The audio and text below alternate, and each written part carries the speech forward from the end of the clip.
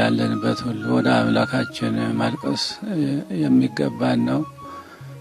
ህዝባችን ተመችቶት አይደለም፣ ግን ያለውን መከራ ሁሉ ተሸክሞ በመንፈሳዊውም በስጋዊውም በርትቶ ሀገሪቱን እየጠበቀ ይገኛል። የሆነ ሆኖ ያለውን ተጽዕኖ ያለውን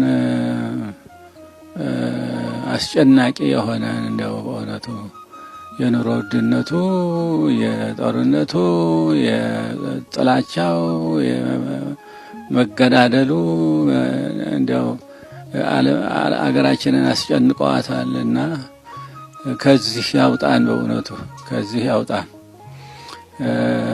ለዚህም ደግሞ የኛ በተለይ የውልደ ክህነት ጸሎት እና ምህላ እጅግ ያስፈልጋል። ከዚህ ሁሉ መከራ ለመዳን ቤተክርስቲያኒቱን መደፋፈር መጥተዋል።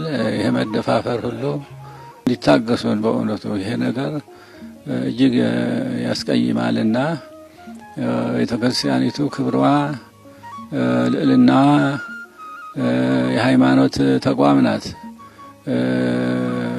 እና የሃይማኖት ተቋም መብቷ መጠበቅ አለበት፣ ልዕልናዋ መጠበቅ አለበት፣ መከበር አለበት።